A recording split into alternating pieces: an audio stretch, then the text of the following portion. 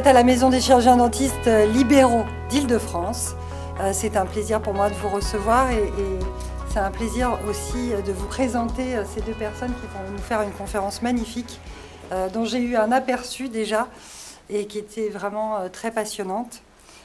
Donc nous avons un chirurgien dentiste spécialisé en chirurgie orale, Jean-David Wolfeler, et nous avons le docteur Didier Ernenwein, qui est chirurgien maxillofacial.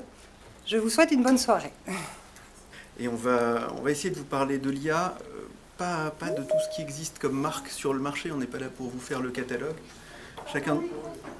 On a chacun développé des solutions et l'objet c'est plus de vous faire partager l'expérience scientifique, essayer de faire une petite mise au point sur ce qui se fait et ce qui ne se fait pas pour démystifier ce qu'est l'IA réellement dans notre pratique et pas dans la pratique journalistique telle qu'on l'a entendu ces derniers jours. Parce que ces derniers jours, il y a quand même eu beaucoup de communication et beaucoup de vent. On va commencer par parler des grands types d'intelligence artificielle.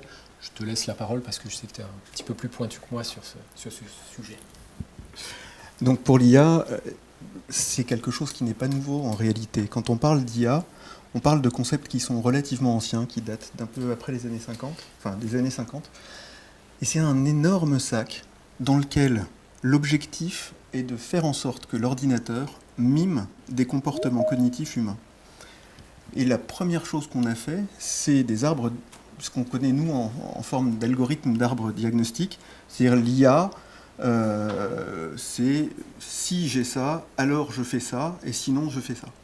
On va en reparler tout à l'heure dans le texte, mais c'est la première partie de l'IA. Et puis est arrivé des moyens plus complexes dans l'informatique, c'est ce qu'on a appelé le machine learning, c'est-à-dire qu'on apprend à la machine comment elle doit agir, comment elle doit réagir.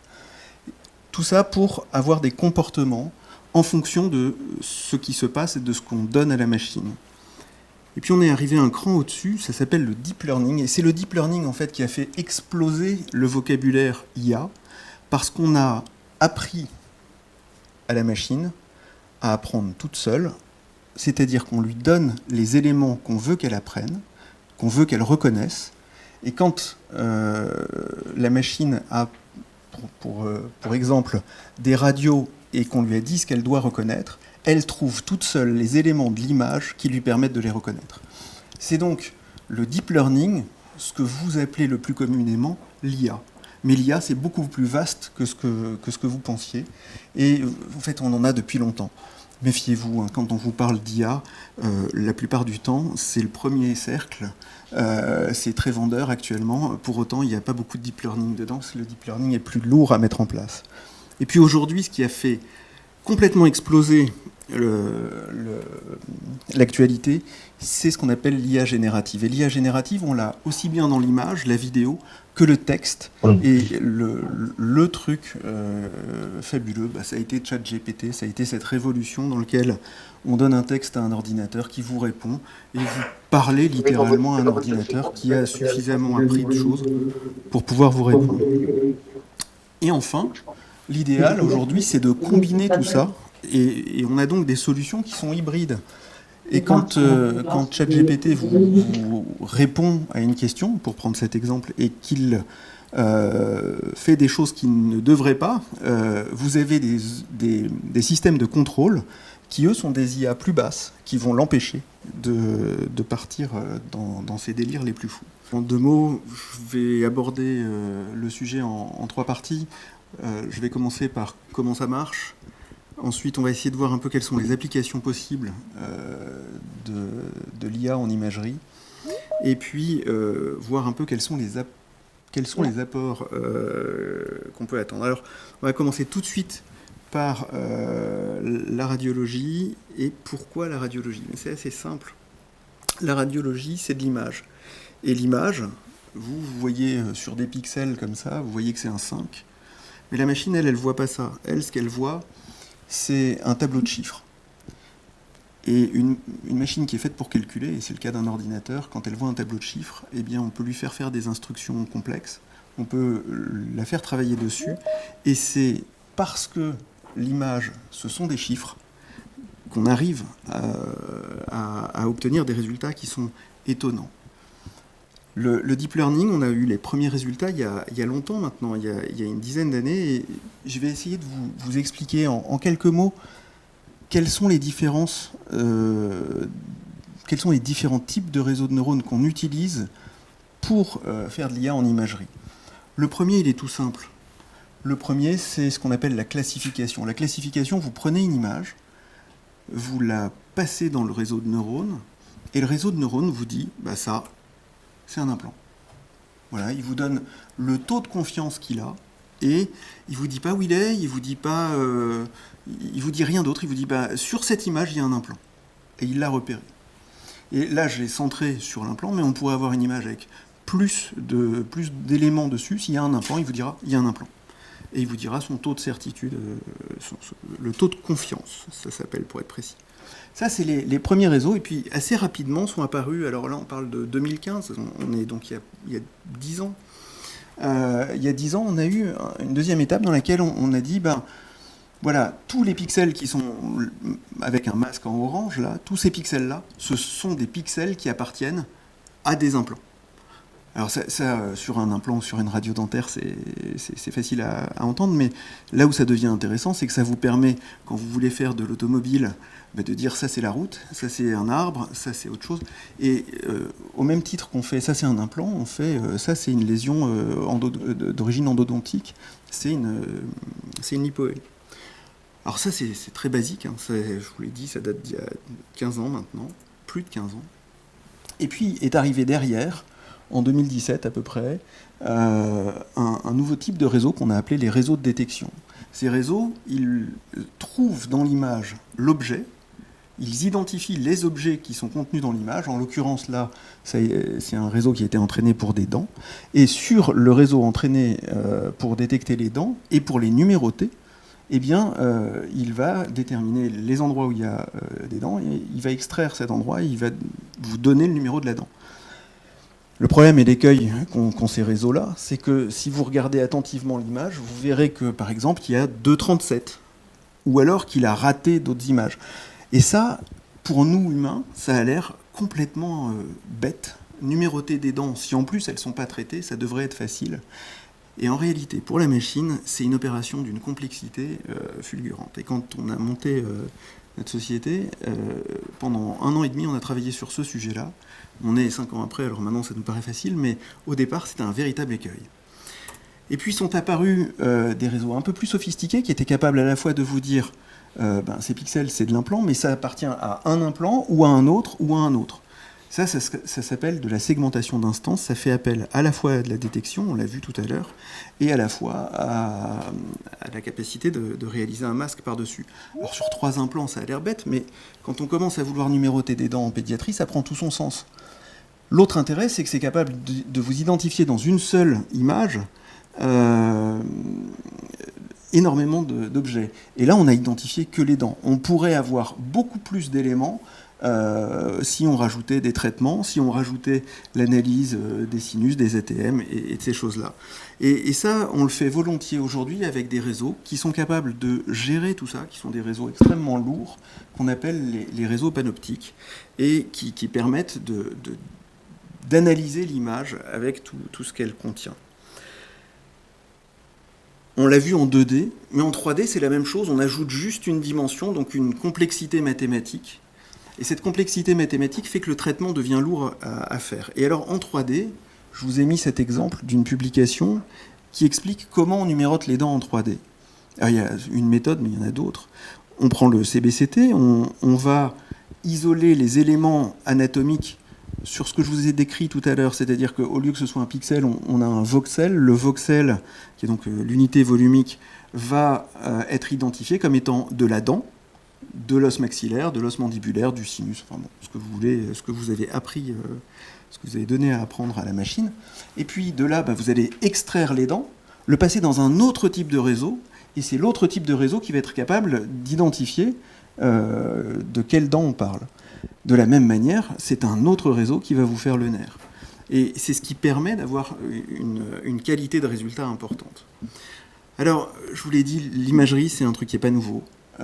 L'utilisation de l'IA dans l'imagerie, c'est pas nouveau. Et l'exemple le plus connu et le plus vieux, c'est la mammographie. on va en reparler dans 2 minutes, c'est aussi la détection de fractures pour les urgences. Alors on se dit une fracture quand même, c'est évident, c'est sûr. La grosse fracture, oui, elle est évidente. La petite du bassin, elle l'est beaucoup moins et on risque de passer à côté. Par contre, ce qui est très sympa pour le radiologue qui arrive le matin tout frais après que son collègue de garde soit sorti, c'est qu'il a une pile de radios à analyser qui sont les radios de la nuit. Et là, l'IA va lui mettre en haut de la pile toutes les radios pour lesquelles il y a un doute. Ce qui permet de ne pas passer à côté, ou en tout cas de réagir plus vite que ce qu'on faisait avant, puisque parfois le radiologue finissait sa journée avec les dernières radios de la nuit, et là, il fallait rappeler le patient 24 heures après, ça faisait des ordres. En 2019-2020, je crois, Google a sorti un algo qui était meilleur que 2 experts, donc 2 radiologues, pour détecter les métastases ou les cancers primitifs du poumon.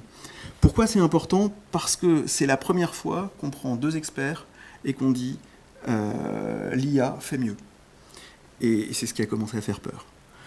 Alors, on va revenir 2 secondes sur la mammographie, parce que, bien sûr, le tournant, il est pris pour vous, mesdames, qui allez faire une mammographie. Vous aurez une lecture par de l'IA, c'est systématique.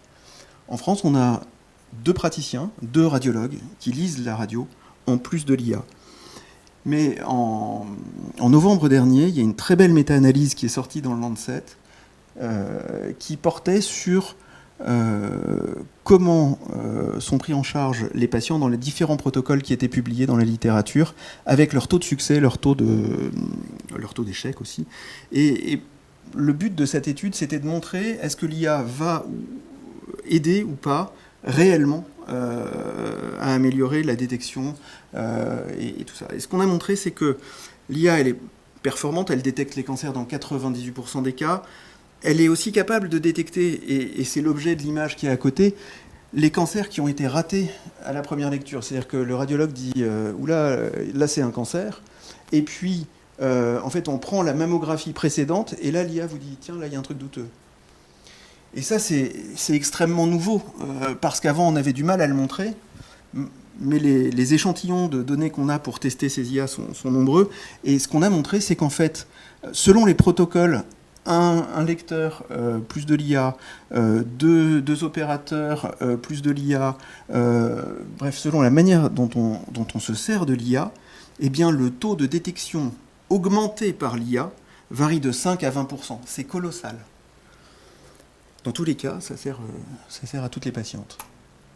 Donc, ce qu'il faut retenir de cette méta-analyse, c'est que la manière dont on s'en sert change les résultats. Alors, je sais que certains d'entre vous voulaient savoir à quoi on pouvait s'attendre avec l'IA et qu'est-ce qu'on peut en faire. Une des utilisations les plus fréquentes de l'IA aujourd'hui, c'est ce qu'on appelle la segmentation, parce que ça permet de montrer au patient des images qu'il comprend. C'est-à-dire que quand on montre ça à un patient et qu'on lui dit, voyez là, la dent rouge, c'est votre dent de sagesse, ok, c'est bon.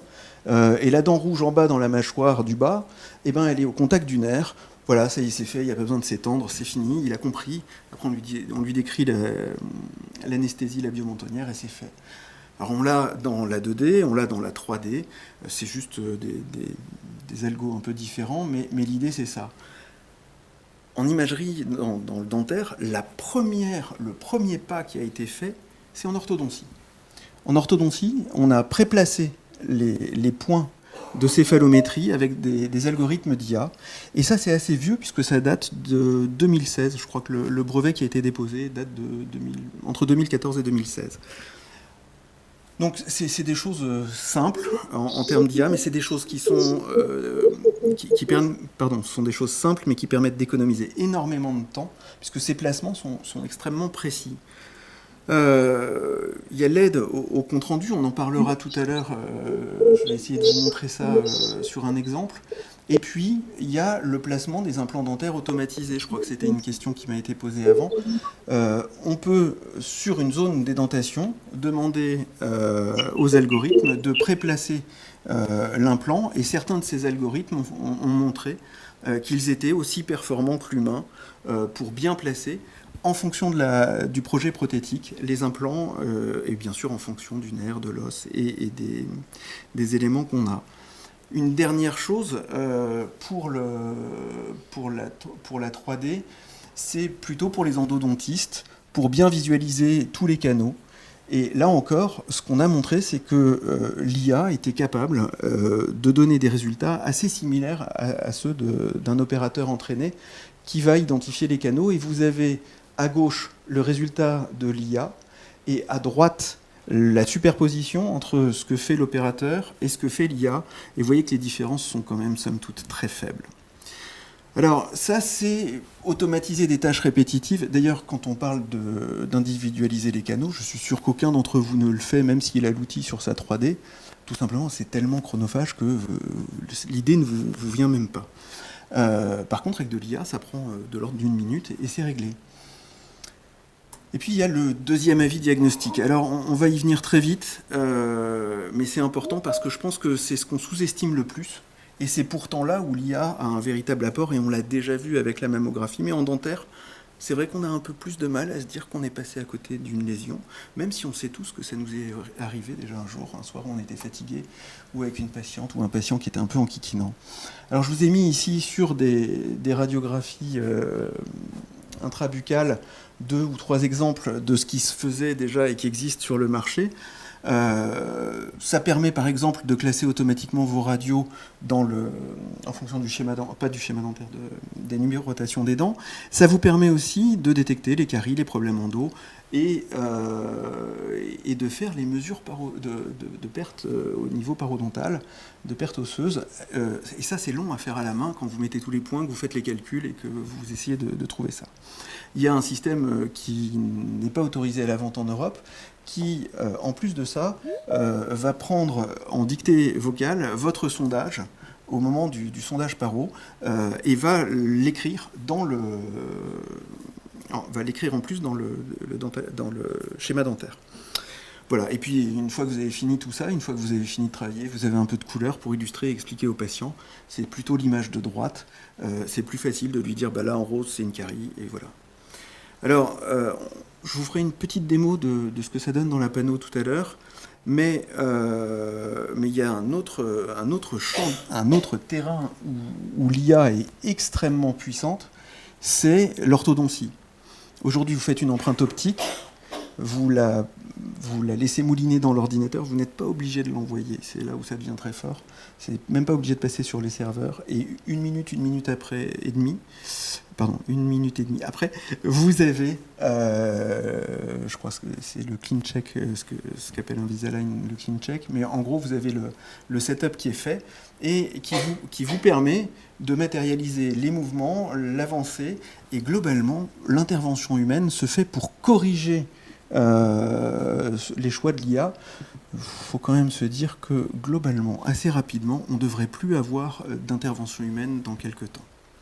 Parce qu'à chaque fois qu'un humain intervient, il ne faut pas se leurrer, les labos récupèrent ça derrière pour améliorer les trucs.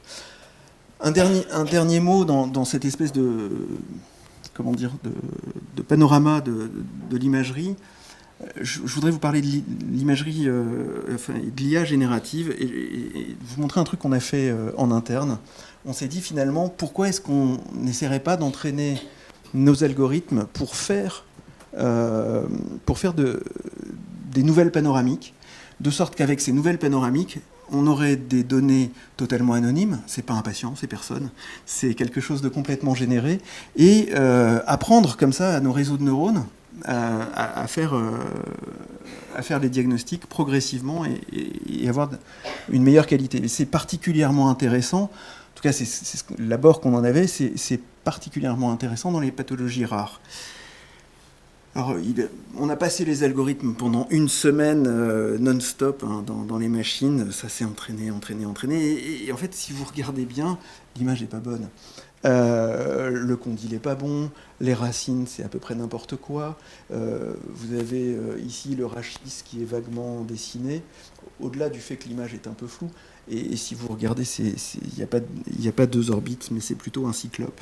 Alors, bien sûr, c'est un peu pour illustrer mon propos, mais l'idée, c'est que l'IA générative, surtout, elle va synthétiser les données caractéristiques d'une image, mais ne va pas être capable de rendre la finesse de certains détails. Et finalement, pour entraîner sur des pathologies rares, eh ben, c'est pas parfait et c'est pas des bons systèmes. Donc aujourd'hui, l'IA générative, pour ça, ben, on n'y est pas. Par contre, là où c'est marrant, et c'est un travail d'étude qui a été fait, c'est que vous avez un STL d'une couronne vraie, et puis vous avez une couronne générée par de l'IA en 3D, qui, elle, fonctionnerait parfaitement si on voulait s'en servir. Donc on peut créer des couronnes générées par de l'IA qui vont ressembler à une molaire ou à une canine, et qui en plus vont être adaptées à la bouche du patient, puisqu'on va pouvoir régler ça après. Alors, si on veut faire un soft qui fait un compte-rendu, parce que finalement, il y a l'interprétation, la validation par le clinicien, et puis le compte-rendu, ce qu'il faut comprendre, c'est qu'il y a des centaines de choses sur une image qu'il faut apprendre à reconnaître. On l'a vu tout à l'heure, il faut les dents, mais pas que. Il faut donc toute l'anatomie, le nerf, les différentes zones anatomiques. Il faut aussi apprendre un maximum de pathologies de ce qu'on peut rencontrer et les traitements. L'innécor, la couronne ou les plaques d'ostéosynthèse. Et voyez juste sur cette petite portion de panoramique le nombre de cadres qui sont posés dessus. Ça correspond en fait à toutes les parties qui ont été apprises par notre algorithme pour arriver à faire un compte-rendu qui tienne un peu la route. Alors on va d'abord segmenter l'image, c'est ce que vous voyez en haut à gauche, pour les grandes parties anatomiques, et puis on va lui apprendre à numéroter les dents, à reconnaître le nerf. Je voulais vous montrer ça, parce que ça c'est un truc sur lequel on est tombé, on ne lui a pas appris, mais c'est là où ça devient intéressant. Si vous regardez bien, la 46, c'est un double implant, et c'est bien une 46. C'est-à-dire que l'IA a extrait de la masse des données qu'on lui avait donné à apprendre, le fait que, dans ce cas-là, ça pouvait correspondre à une 46. Et le taux de confiance, en plus, qui est donné par le réseau, est assez élevé. C'est-à-dire 96% pour un double implant comme ça. Moi, j'ai regardé 2 fois avant d'être sûr. Voilà, alors ça, c'était intéressant. Et c'est des travaux de recherche qu'on a fait, nous. Et je suis assez heureux de vous les partager.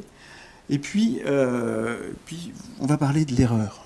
Parce que je crois que là où l'IA prend toute sa place en imagerie, c'est là. Enfin, c'est mon sentiment profond. C'est pas nouveau. On est humain, on se trompe tous. Ça a été écrit il y a longtemps. Hein. C'est une petite phrase d'Hippocrate. Et pourquoi est-ce qu'on se trompe ? Parce qu'on est distrait, parce qu'on est fatigué, parce qu'il y a autre chose, une autre pathologie sur la radio qui attire l'œil et qu'on va faire moins attention à un endroit. C'est une forme de distraction. Et parce que notre capacité d'attention est variable dans le temps et sur une même radio. Et cette variabilité inter et intra-individuelle sur une radiographie interalvéolaire, elle atteint 20%. Alors je vous raconte en 2 petits mots cette histoire. 20%, c'est quoi ? Vous prenez 50 radios, vous les donnez à analyser à 2-3 personnes, et sur ces 50 radios rétroalvéolaires, vous retirez 10 radios, et vous les remontrez 6 mois plus tard avec 40 autres radios pour qu'elles soient mélangées dans le panel. Eh bien, dans ce cas-là, pour les 10 radios qui ont été choisies, l'interprétation peut varier de 20%. C'est colossal. Et pourtant, les radios rétroalvéolaires, on sait les lire, c'est pas un sujet. Eh bien, malgré tout, il y a ça. Et je vous ai montré tout à l'heure la radio panoramique avec la quantité d'informations qu'on pouvait avoir sur juste même pas une demi-panoramique. Vous imaginez là la variabilité qu'on peut retrouver d'un endroit à l'autre. Alors bien sûr, on ne va pas rater les gros trucs, on va toujours les voir, on va toujours les retrouver. Quoique, vous allez voir un exemple après. Mais c'est extrêmement intéressant de l'aborder sous cet angle-là parce que, au fond, souvent, on nous dit c'est super, l'IA, ça permet de communiquer avec le patient, ça permet de lui expliquer, parce qu'on a colorié l'image, alors le patient comprend mieux, mais il n'y a pas que ça. Et je pense qu'au fond, ce qu'on fait, c'est qu'on sécurise notre exercice, et cette sécurité qu'on a, elle est vraiment essentielle, et l'IA amène cette sécurité. Parce que quand vous faites votre compte-rendu, que l'IA a fait une deuxième lecture, et que vous avez les papiers qui sont faits, que tout est bien fait dans votre dossier, vous avez sécurisé votre exercice parce qu'en cas de procédure, vous avez fait votre compte-rendu et c'est une des choses qui est quand même demandée par le juge. Mais après, comme vous avez gagné un peu de temps sur la lecture, que tout est bon, vous avez pu montrer au patient, qui en plus voit la deuxième lecture, et là, comment dire, l'image vaut mieux que vos mots, et là, vous avez un intérêt à avoir de l'image et de la couleur pour qu'ils comprennent. Vous avez donc un consentement éclairé qui est vraiment éclairé, et c'est plus simple. Et donc vous avez au total une amélioration de la prise en charge. Maintenant, un de nos concurrents américains a fait une jolie étude, parce que là-bas, ils y sont bien, et c'est assez intéressant. Alors, il disait que quand les patients avaient été confrontés à l'utilisation de l'IA par le dentiste, forcément, ils préfèrent, parce que c'est mieux, enfin, voilà. Mais la première chose, c'est que 25% des patients demandent un deuxième avis. Quand il y a des études qui ont été réalisées là-bas, 25% demandent un deuxième avis. Alors c'est moins le cas chez nous, mais on y vient avec le nomadisme des patients. Et alors quand ils demandent un deuxième avis, 88% d'entre eux, ils rentrent chez eux avec deux avis qui sont non concordants. Et on le comprend très bien. Si déjà il y a 20% de différence entre deux interprétations radiologiques, si en plus il faut comprendre le vocable de l'un et de l'autre, c'est plus compliqué. Et donc le fait de crédibiliser dès le début votre action va être importante. Parce que juste derrière, 62% des patients qui ont demandé un deuxième avis, ils ont décalé leur rendez-vous, voire ils l'ont annulé. Et puis 25% de ces patients-là sont partis. Donc globalement, si on arrive à crédibiliser ce qu'on fait, à faire adhérer le patient à notre plan de traitement, tout en étant très safe, je pense qu'on a gagné beaucoup dans notre exercice. Alors, il y a quelques petites choses, j'ai passé parce que je sais qu'il faut qu'on rattrape un peu le temps. Il y a quelques petites choses auxquelles nous on tenait. C'est que j'ai fait une analyse du marché de ce qui se fait dans la panoramique dentaire. 80% des outils d'analyse de radio panoramique voient ça. Faire une panoramique pour voir ça, c'est dommage, parce qu'au total, il y a quand même un peu plus d'informations. Et la première chose qu'on a fait, c'était donc d'essayer de prendre toute la radio panoramique en champ, dans notre champ d'analyse. La deuxième chose, elle est pour protéger les données. On est ultra français, on a tout développé chez nous, on est hébergé sur des serveurs qui sont en France, et on n'a jamais les informations d'identité de patients. Elles restent chez les praticiens. Maintenant, vous l'avez vu, on met des petits carrés. Alors ça, c'était une vieille version, je vais vous en montrer une autre. Mais on met des petits carrés pour une raison toute bête. C'est que les masques et la couleur sur l'image noir et blanc vous induisent en erreur. Et je vous donne cet exemple. Cet exemple-là avait été présenté par Benjamin Salmon au Radio Game de la SFCO en 2023. Cette image, elle est très intéressante parce qu'on a montré la même, analysée différemment, et on a demandé si les praticiens voyaient le diagnostic différemment. Et en fait, je vous la remets. Voilà deux analyses. Et vous voyez bien là que le masque est un frein à une bonne analyse. Alors peut-être tu rappelles ce que c'est qu'un masque. Le masque, c'est le fait de mettre de la couleur comme ça, d'avoir un dessin vert sur le sinus pour voir le sinus, un dessin jaune ici ou rouge dans notre algo pour matérialiser le nerf. En réalité, si c'est utile d'expliquer aux patients et d'avoir ça, il ne faut surtout pas s'en servir quand on fait de l'analyse d'image, parce que ça induit un biais d'analyse qui est majeur. Alors, je vais essayer de vous montrer comment ça marche, et puis on va pouvoir conclure. On a essayé d'aller très vite pour rattraper le temps. Je vous prie de m'excuser. Est-ce qu'on le voit là ? Parce que, de toute façon, ce qu'il faut retenir aussi, c'est que, pour que ce soit bien clair, c'est qu'à chaque fois que la radio va être étudiée par l'IA, comme l'a dit Didier, va détecter tout ce qui lui semble anormal par rapport aux milliers et milliers de radios qu'elle a vues. Donc après, il reste quand même l'étape du praticien qui aura à affirmer ou infirmer. Donc la décision finale appartient quand même au praticien sur ce type d'analyse. Juste de me dépatouiller, je vous prie de m'excuser, c'est une histoire de souris. Voilà. Et je vais vous montrer comment ça marche. Donc, ce qui se passe, c'est que vous lancez l'analyse. Hop. Voilà. On va lancer une radio dedans. Voilà, donc ça c'est votre radio. Vous lancez l'analyse. Alors, je ne sais pas si on a un bon réseau. Ah non, ça marche. Voilà. On a lancé l'analyse, c'est-à-dire que là, on envoie la radio. Le soft sépare d'un côté tous les éléments d'identité patient et reçoit uniquement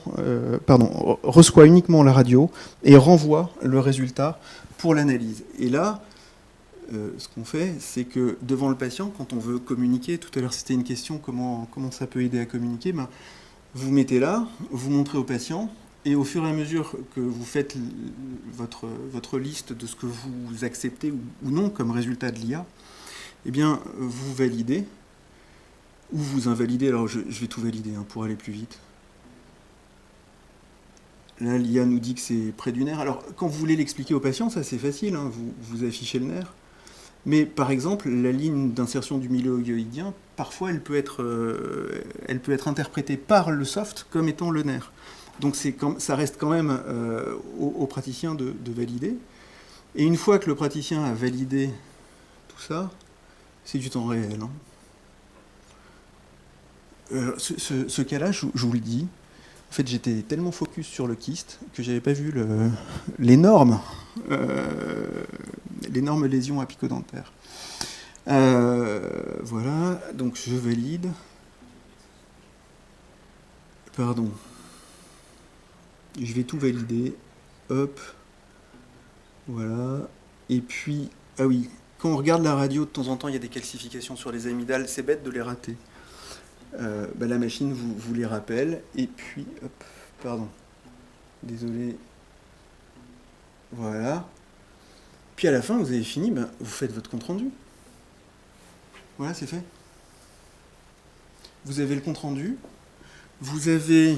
alors si on s'est bien débrouillé, je vais voir. Vous avez ensuite l'image native. Vous avez toutes les détections qui ont été faites avec la légende qui va en dessous. Et éventuellement les sujets que vous souhaitez expliquer aux patients, si par hasard il y avait de la paro ou s'il y avait des traitements à reprendre. Voilà. Et puis vous pouvez l'exporter dans votre soft préféré de cabinet à leur agence. Je pense qu'on a vu que voilà, elle était utile. Par contre, il fallait savoir de quoi on parle. Pour savoir de quoi on parle, voilà, il faut assister peut-être à des conférences qui vont vous éclairer un petit peu sur le sujet, comme on a essayé de le faire. C'est toujours mieux d'appréhender ce qu'on connaît. Mais globalement, vous avez vu qu'on avait dans le médical, tout ce que vous a montré Didier, tout ce que je vous ai montré, que ce soit sur l'image ou sur le texte, il y a vraiment une rigueur médicale. Dans le médical, on ne peut pas faire comme ChatGPT, on ne peut pas faire comme Midjourney, on ne peut pas créer des choses, des hallucinations ou des choses qui permettraient de sortir du cadre. S'il y a Didier l'a testé, on ne peut pas laisser de l'IA générative passer sur des radios pour créer des choses qui n'existent pas. Dans mon domaine, je ne peux pas, si le patient me dit qu'il a mal, aller laisser l'IA aller chercher sur Internet qu'il faut boire du jus d'ananas ou je ne sais pas quoi, comme je l'entends beaucoup en ce moment.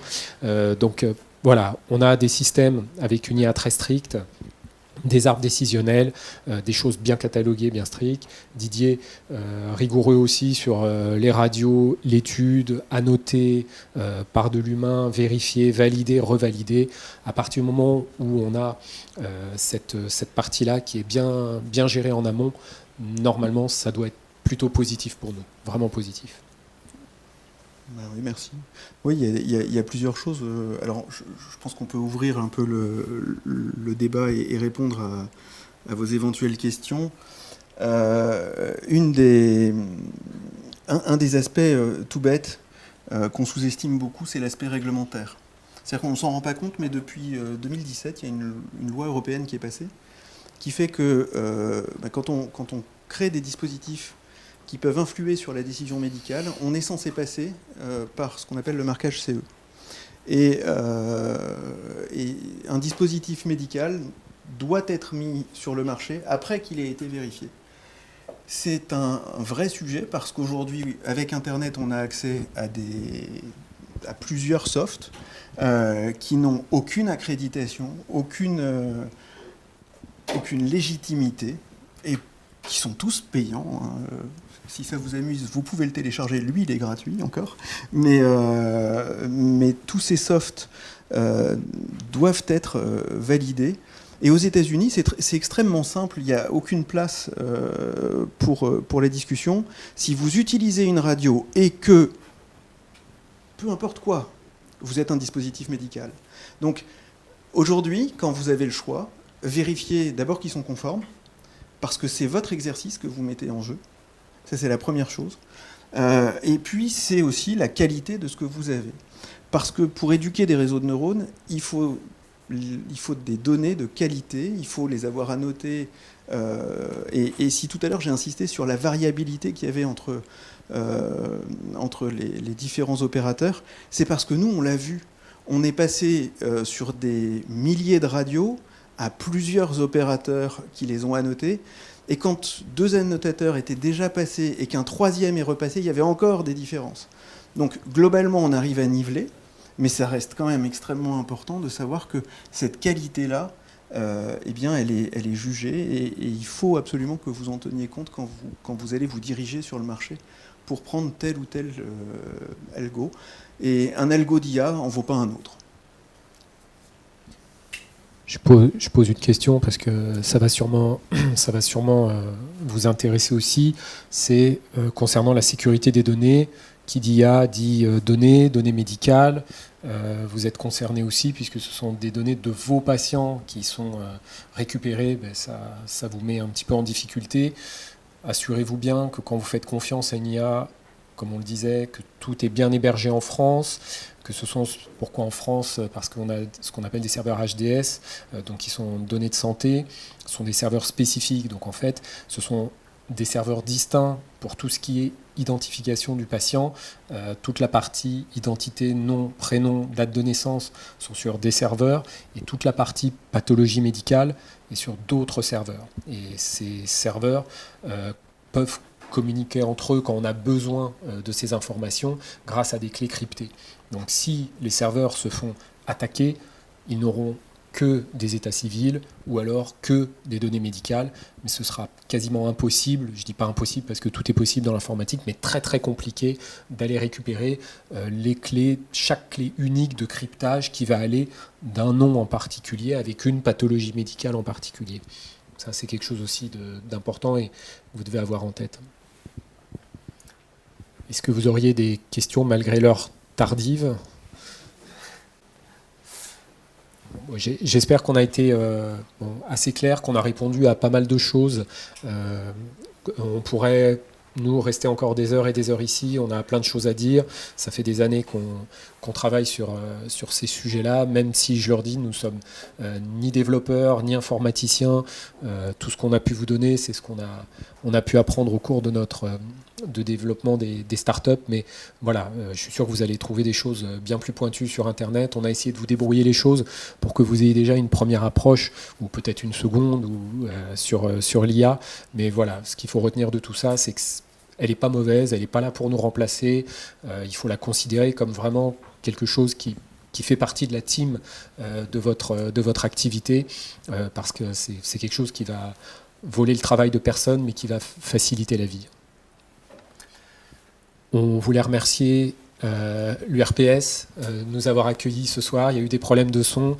On s'excuse vis-à- cette de toutes les personnes qui ont été un petit peu déçues à partir du webinaire, mais on va remettre rapidement en ligne l'intégralité de cette conférence. Merci aussi à la SFCO qui a accepté. On a fait un premier comme ça partenariat, c'était très agréable. J'espère qu'il y en aura beaucoup d'autres. Et puis merci de votre présence et de votre patience et d'avoir fait le déplacement jusqu'ici. Merci beaucoup.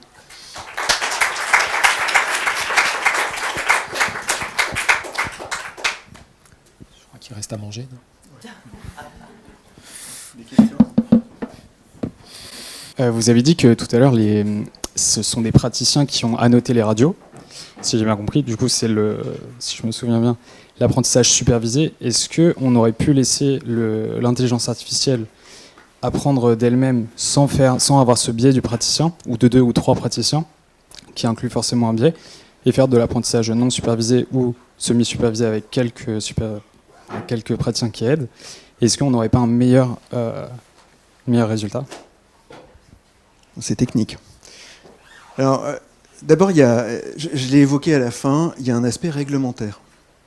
Quand vous voulez faire un logiciel potentiellement d'aide au diagnostic, vous devez vous assurer de la qualité de ce qui a été appris. Donc, vous ne pouvez pas faire du non supervisé ou du semi-supervisé de but en blanc. Qui plus est, le semi-supervisé est toujours moins performant que le supervisé pur. Vous avez plus de données, mais par contre, les taux sont jamais aussi bons, en tout cas dans ce que nous on a trouvé.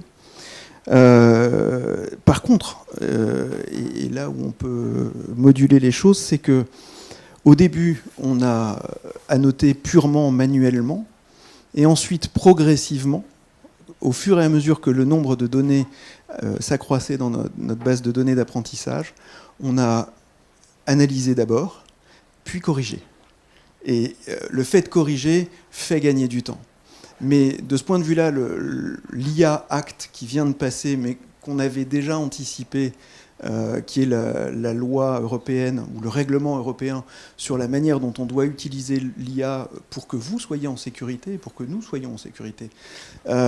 Cette loi, elle oblige à ce que les données soient contrôlées. Et je vais répondre à une question qui n'a pas été posée là, mais qui m'a été posée une autre fois et qui ressemble un peu à celle-là. C'est est-ce que quand moi je corrige dans mon cabinet la radio et que je vous l'envoie, est-ce que ça va améliorer l'IA? Eh bien non. Non, parce qu'on n'a pas le droit de se resservir de vos annotations sans les avoir contrôlées. C'est-à-dire que si vous corrigez 25 fois des radios qui vous ont été envoyées, vous n'aurez pas une amélioration des résultats, en tout cas pas immédiatement, parce que si on devait s'en resservir, on les recontrôlerait, et donc il y a des temps relativement longs pour ça. Dans tous les cas, si on réentraîne nos algorithmes en ajoutant de nouvelles données, on a des benchmarks, des moyens d'étalonner nos résultats sur des datasets sur des jeux de données qui sont des jeux de données qui ont été repassés 3 ou 4 fois minimum et par 3 ou 4 opérateurs. Dans ce cas-là, on vérifie toujours qu'on a gagné en qualité de résultat. Et puis il y a des subtilités autres. Je vais vous prendre 2 exemples. Les lésions d'origine endodontique, les lésions périapicales d'origine endodontique, et puis les kystes, les grands kystes, améloblastomes, tout ça. Forcément, dans le dataset, on n'a pas le même nombre de grands kystes que de comment ça s'appelle, que de lésions apicales. C'est un rapport de l'ordre de moins d'1%. Alors, je vais...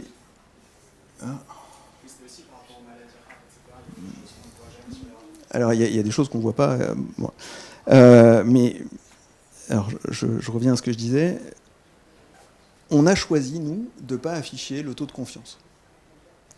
C'est-à-dire que si vous regardez les résultats, vous ne voyez pas le taux de confiance. Vous avez un petit curseur qu'on déplace dans notre soft qui vous dit spécifique, sensible ou optimal, qui est en fait un réglage intermédiaire. Pourquoi ? Parce que finalement, la qualité de détection d'un kyste va être vraiment bonne à 40%. Je prends un exemple qui est pas vrai, mais c'est pour l'illustrer. À 40% de taux de confiance, alors que le granulome, enfin la lésion apicale, elle va être bonne à 98%. Et donc, dire 40% pour le praticien qui n'a pas la connaissance de cet état-là, c'est finalement l'induire en erreur. Et c'est ne pas lui donner les bons éléments de décision. Voilà, tout à l'heure, je vous disais, dans le sein, on utilise on a montré que la manière dont on servait de l'IA influait. Ben, ça, c'est un exemple aussi.